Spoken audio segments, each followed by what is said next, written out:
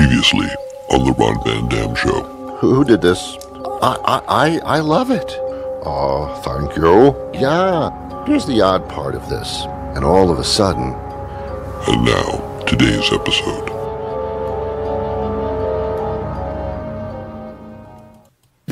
On the air everywhere, this is New England Broadcasting.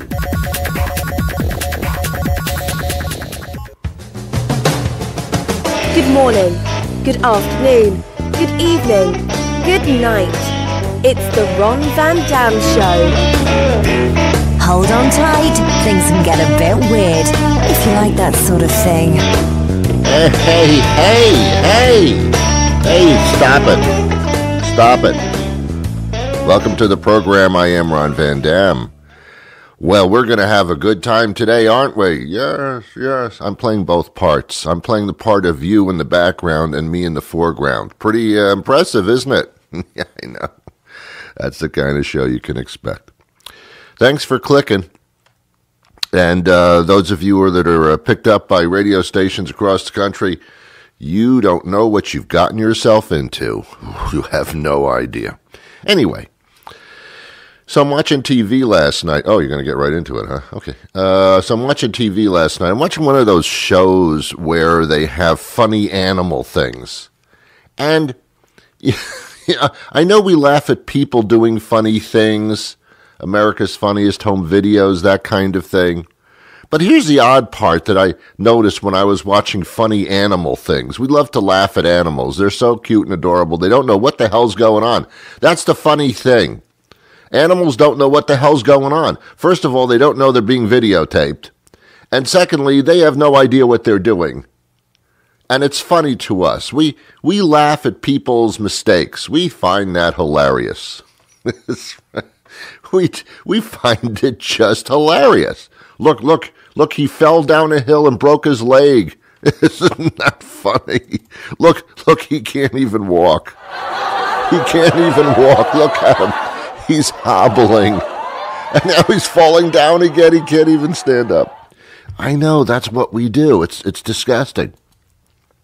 But here's the oddest thing of all. And I'm watching this show, and on the show is a hippopotamus, which is a large, ugly animal. There's a hippopotamus standing there, and another hippopotamus comes up behind it, raises its front legs, and mounts the other hippopotamus and starts humping away. These two hippopotami, I don't know if that's the plural or not, they're having sex on camera. And what's the reaction by the audience? You got it. Look at the hippopotamuses having sex. They're having sex. I know. Look at that. This is humping the other. Just look at the humping going. Oh, look, they're having sex. Hey, look at that. Look at the funny. Look at the expression on the hippopotamus. They're having sex.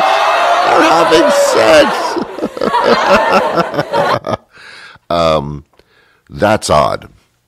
Why would a crowd of people laugh at two animals having sex? If the hippopotamuses found out that people are laughing at them, they'd be very hurt and dismayed. Now, what if you decided to have sex with your partner, your loved one, or even some person that you met on the subway or on the train, and you're going at it, and people see you having sex and react? Look at them having sex. Look how he's enjoying himself. That's so funny. You wouldn't laugh at something like that, would you? Or would you? Oh, look, he's taking his clothes off. Now he's mounting her.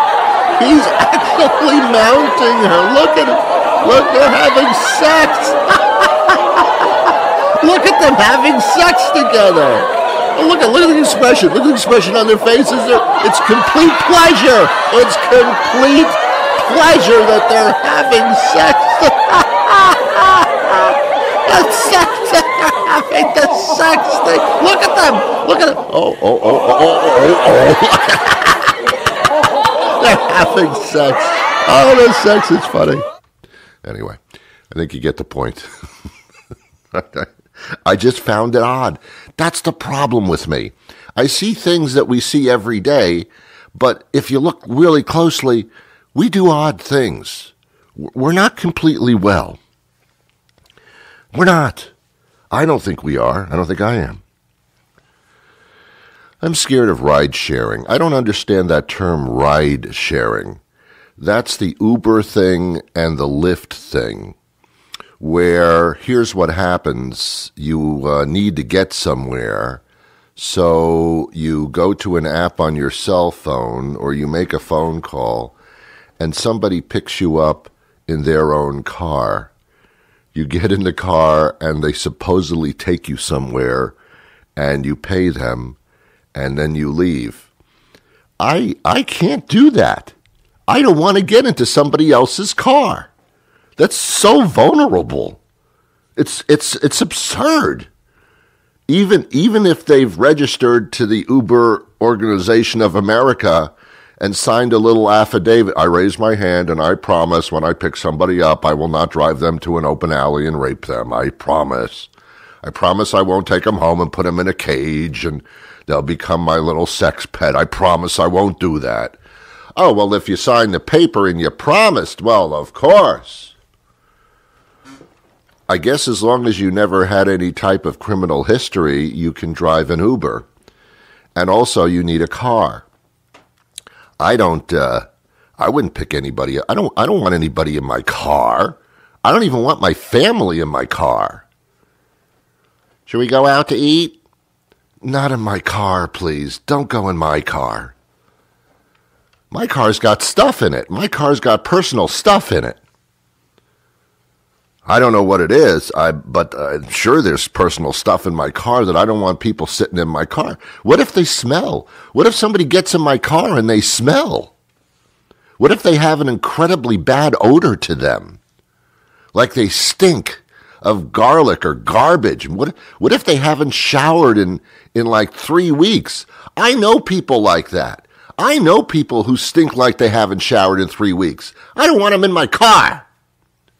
And do I have the right to refuse? If someone gets in my car and I'm an Uber driver and they get in and they stink, do I have the right to say, excuse me, get out of my car, you stink? I don't know that I do. As soon as I put that little Uber sticker on my back windshield, I think I'm in trouble. And then the wear and tear on my car. Are you kidding me? Are you kidding me? Driving around, that puts mileage on your car.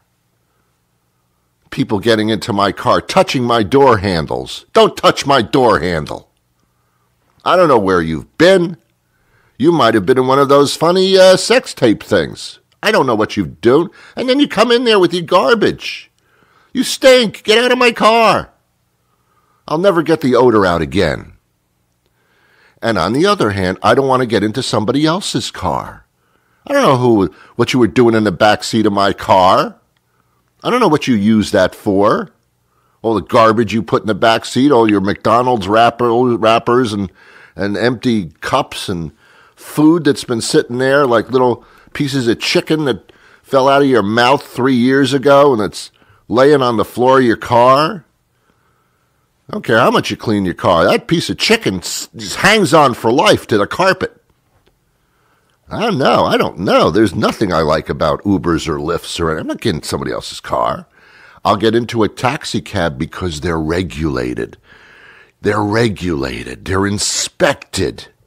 Yeah, I know all kinds of people get into cabs. I realize that. I wear pants. But at the same time, it's regulated. There's medallions all over the place. They're inspected. These people go through tremendous inspections. They're run by cab companies for the most part. They have a record of bringing you places successfully. I don't know who my Uber driver is. Now, granted, when you get into a taxi cab, a registered taxi cab, they have to display their names, which is, oddly enough, the longest names on the planet with no vowels whatsoever. I don't know how that happens, but somehow they find them. It's displayed. There's a meter, so I know exactly how much I've gotten out of cabs before because I've said to myself, this is too expensive. There's too many traffic lights. There's too much traffic. I'll get out here and I'll walk. Because I know how much it's costing me any given second. I get into an Uber, I get a flat fee. Who's giving me this fee? I don't know. I don't trust the Uber driver. I know people who drive Ubers, and I don't trust them. It's true. I don't know. I'm not into it, man. I took an Uber once in my life, and I hope that's enough. I was in Brooklyn, New York, and I was in a hotel. And I wanted to go to the Brooklyn Museum, which was approximately, I'd say, 3-4 miles away. Not a big trip, really. Although in traffic, it can be considerable. So I go to the front and I say to the doorman or whatever you call the guy, I said, I want to go to the Brooklyn Museum. And he says, okay, I'll get an Uber for you. I said, no, a cab, please. And they said, we got the Ubers right here. They put me in an Uber, somebody else's car. I felt very uneasy immediately. I didn't know who this person was. I get in their car. Just the feeling of getting into somebody else's car creeps me out. Creeps me out to get into a car of a person that I know, much less I don't know. But I figure the doorman is there, and I figure it's okay. So I get in the car, and the guy says, $20. I thought, it's New York. I don't know what the prices are. I don't know how far we're really going. $20, fine, $20, fine. And we get in the car, and there's some traffic, and it's taken about 15 minutes, and we get to the Brooklyn Museum. I get out. I give him $20, give him a couple of bucks, for gas, lunch money, I have no idea. I'll tip him a little, and I leave, and I go into the museum, and I have one hell of a roarious time in the museum, looking at stuff on walls. That's what you do when you go to a museum. You look at stuff on walls. They should just call it the Stuff on Walls building. After about 10 minutes of looking at stuff on walls, I've pretty much had it. But anyway, I'm with my loved one, and she loves to look at stuff on walls. She's a stuff on walls expert. Me, I don't give a crap what's on the walls. As a matter of fact, I have a standing joke that I use all the time, and people get kind of tired of me using the same joke.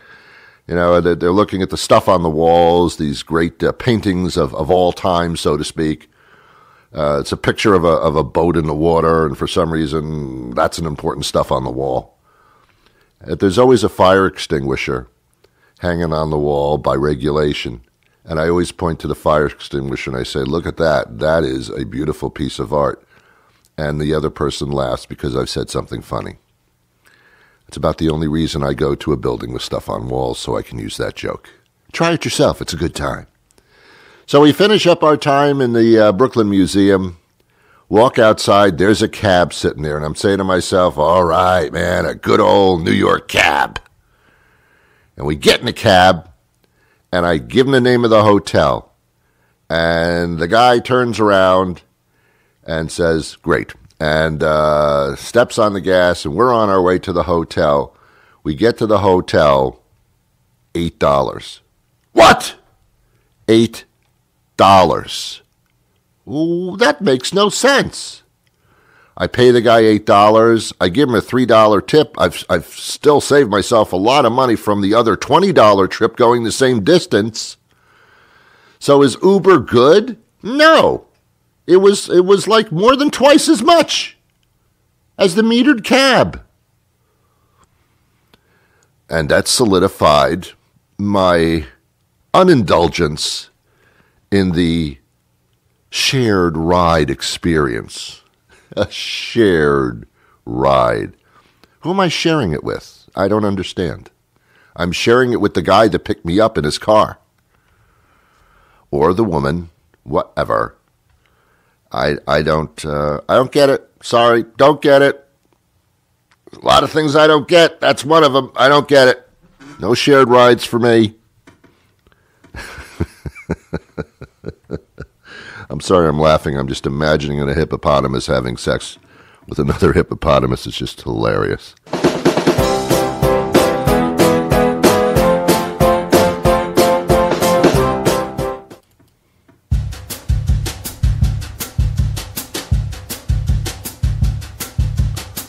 You are listening to The Ron Van Dam Show, winner of every international and global podcasting award Ron has given himself. He writes them in crayon, on construction paper. Yeah. It's actually kind of cute. Thank you.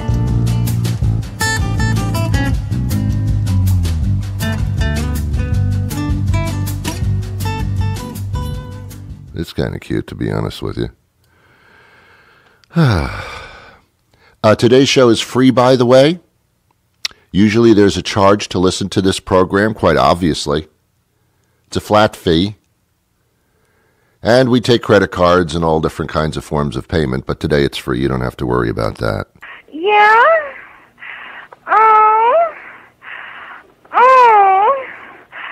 We accept Visa, MasterCard, and Discover. Well, that's one way to get you to pay, I suppose. I really don't know. I have a very interesting guest coming up momentarily, as a matter of fact.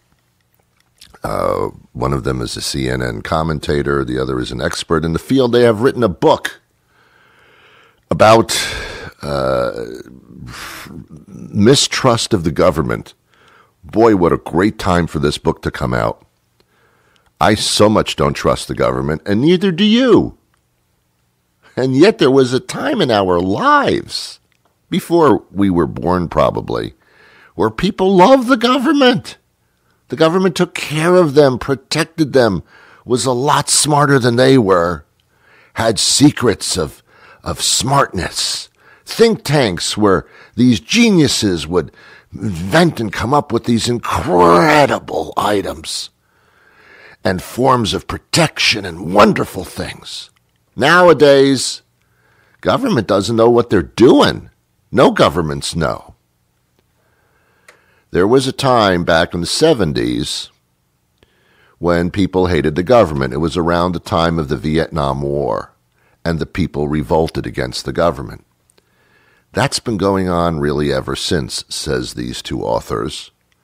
And today we reach the pinnacle in our lives where we so totally think that the government is screwed up. It is. But the biggest problem is that the person who's supposed to save us from all of that is the biggest screw up of all. This man, this Trump figure, will go down in history, I guarantee you, as the most disruptive thing we have ever seen anywhere in government. Good times, man. Good times. But whose fault is it? I've talked about this before. Is it the fault of Donald Trump? No. He's just being his obnoxious panty liner self. Is it the fault of Hillary Clinton? No, she wanted to be president and wasn't the best choice, but she had the political machine behind her. That was a problem. Well, then whose fault is it? It's your fault! You voted for the schmuck.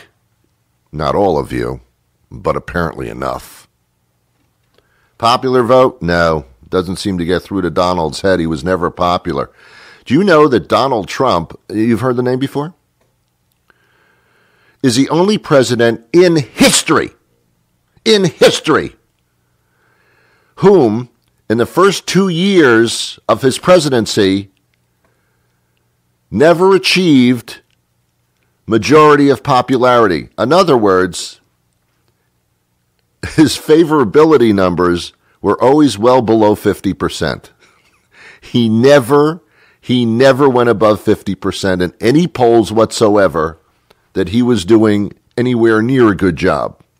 That's never happened before.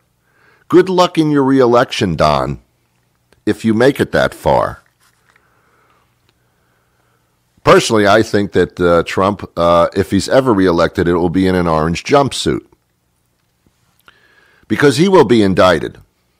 And the biggest question of our government is a president, because he was elected into the White House somehow, is he above the law? And those of you that say, yes, he's above the law, he can do whatever he wants, he can put my sister in a cage and force feed her monkeys. Anything. He can shoot somebody in the balls, and he can't be indicted. He's above the law. He is totally above the law. If that's what you believe, then we got a problem. And I think we're going to have a problem. That's my assumption. I have lost a lot of money. I've lost $50 in making bets on when Trump will be removed from office because of some horrendous, treasonous, awful incompetency that he has.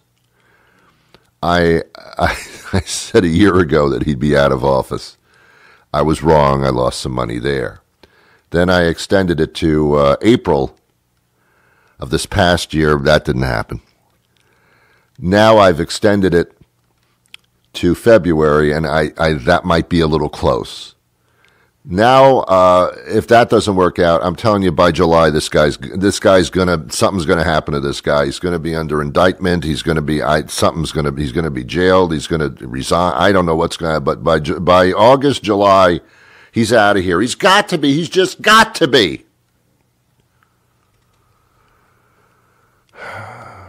Just like throw him in an Uber with a rogue driver or something. Just slap some sense into a guy that has none. No empathy, no understanding. His love for himself greatly outweighs his love for anybody who lives in this country, anybody of any ounce of humanity. Yes, he's a sexist. He's a racist. He's all those things. He's a puppet of the Russian government. See, here's my assessment. I'm sorry to get into this, but it's the weekend. Here's my assessment. Donald Trump is not, he's not a Russian spy. He's not smart enough to be a Russian spy. He would have said he was by now because he says everything. Here's my assessment of where Trump is at. He is literally a stupid man. He knows how to read, but he can't read. He can't. He's not a celebrity. He's not a seasoned performer. He can't even read off a teleprompter without sounding like a second grader in front of a class dressed as a wolf. He can't even read. He knows how to read, but he can't do it. He is legitimately unintelligent. He does not soak in information. He only soaks in what he needs to soak in to survive and to make money. He doesn't care about anybody else. His family members, read the book. There's a lot of books out on this. His family members showed him no love, just gave him money. Donald is void of feelings, of the human emotions that we all feel toward a loved one, toward somebody we care for. He has none of that. He has no dogs. He has no pets in the White House. He loads it up with his own family members. He manipulates. He calls people names. He bullies, etc., etc., etc. The man has no feelings. He's like the Wizard of Oz on steroids for so many reasons. He has no heart. He has no brains. Yet he lives in the Emerald City. He is the man behind the curtain, but when the curtain is drawn back, there's the wizard who has like nothing. He's just a guy, a stupid guy. Donald is the Wizard of Oz, which is the biggest scam going. Donald's only point in life is to have power. When he visits these dictators like Kim Jong-un and Vladimir Putin and other leaders who are not voted in, really, they are just dictators for life. The president of China, he will be president for life. They just voted that They made that happen in China. Donald loves that. When these leaders say something or do something, it is done because nobody can challenge. They will die if they challenge. They'll be assassinated. Donald loves that. A world where he can be king forever and never be challenged and never be questioned. He wants that. And I think he probably said to Vladimir somewhere along the line, I would love to be naked on a horse with you. You would be leader of Russia, I would be leader of the United States, and we would both be leaders and reap all the benefits and all the money. I do money laundering just like you do, Vladimir, and together we would rule the world. That's what Donald wants. He wants power for himself. That's his drug. That's his fuel.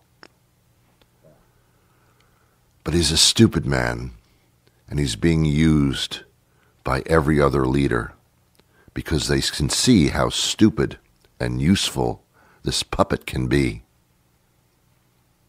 And they use him, and they manipulate him.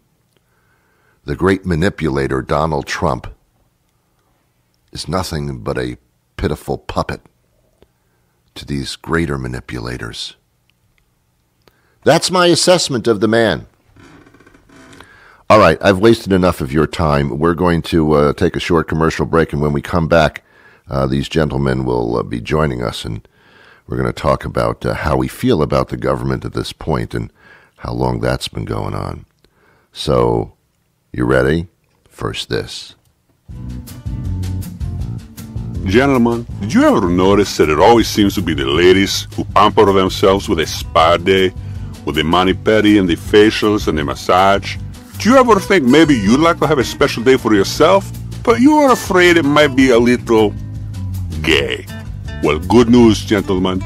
Now you can have your own special spa day at Ramon Ramirez's Not So Gay Salon for Men. Let Ramon Ramirez take the stress of a tough day with a long, deep massage. It's not gay, it's therapeutic. After you relax, Ramon Ramirez will use special oils and lotions and maybe clean up some of your hairier man parts. It's not gay, it's hygienic. A lot of guys are doing it. Then it's time to kick back and let it all hang out in a long steam room session with Ramon Ramirez. It's not gay, much. So gentlemen, why wait? It's time for you to have a great day for yourself at Ramon Ramirez's Not So Gay Salon for Men. Please, no fat guys.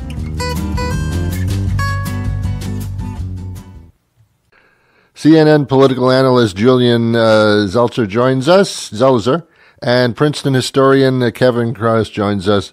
We're talking about their new book, Fault Lines, A History of the United States since 1974. I can relate to this. I was alive then, and there was great mistrust in the government, basically because of the Vietnam War. A lot of protests all across the country, some of them quite violent. And I thought that was the end of it after that, but apparently we're in a cesspool right now as well in a different manner. I guess that's what's going on, but the mistrust has crept up and boiled over again, I guess. Yeah, and that's a story that that's a moment we start the book in, is that kind of crisis of confidence across the country in the early 70s, and Vietnam is a huge part of that. The protests leading up to the removal of U.S. troops in 1975. Right before that, a year before, you've got Watergate, the resignation of Richard Nixon. Right before that, you've got 1973 and the oil crisis. And suddenly it seems like the American economy is sputtering out. So there's a series of events in the early 70s that really rock the faith of the country in its big institutions, and that's really the starting point of the book. Yeah, interesting. So the distrust never really went away. I mean, that's I part of guess. what we argue. The minute he steps down, there's no moment of healing. There's no moment of things coming together. The things that have opened up because of Vietnam, because of Nixon, those define the next 4 decades of American politics and American life beyond politics. Yeah. Well, if you might say, in comparison, there was a sleepy period from the 80s until just 2 years ago, till it all was brought to the brim by who in the White House. Was there still mistrust going on, or had it indeed waned? Yeah, I mean, we argue that there is no sleepy period. I guess that's what we're trying to say through the history, that this has been building. And the distrust was still there. The divisions, not only did they exist, but they were inscribing themselves into a lot of our main institutions, the media, Congress, and things have been bubbling up. And if you look at coverage of politics in the 1990s, for example, or even the 1980s, you see some of the similar themes. So what we're seeing now is this system that we have built, the society we have built, ramped up on steroids. And with a figure, President Trump, who is fine diving right in to the discourse. This is an interesting one, yet though with no story end that's predictable, because we have different components here. This time, when we talked about the 70s, it was the free press that really gave us the information that was trusted to no end, because they were breaking things down. They were helping to question. They were doing some incredible investigative reporting, and everybody was on the press's side. Now, this guy has somehow succeeded in turning the press into a part of the mistrust. Yeah. So we're in a different ballgame. Yeah. Yeah, that's a huge theme of the book. So again, if you look back at Watergate, one of the big things that helps bring Nixon's resignation about is the fact that the media really does present kind of a unified front on this, right? There's no Fox News, there's no kind of right-wing media that's going to kind of be in his corner at that moment. They really do all kind of lay out all the facts for the public. They air those hearings live. It's this big dramatic moment, and it really sways the country to do that. And then it inspires, as you noted, this new wave of trust in journalism that we're going to, investigative reporters are going to dig out the dirt and really bring this to light. What happens, though, is that, first of all, the public gets bored with all the scandals. It becomes kind of depressing, right, at the end. Everything's wrong, everything's bad. But what really changes is the media landscape fractures. And so in Nixon's time, you had the big 3 networks. You had a couple big newspapers, and that was really what set the pace for the country. With the rise of cable TV and then talk radio and then the internet and social media, it's been fractured into 1,000 pieces. And now there are a variety of different voices and perspectives out there. In a lot of ways, that's good.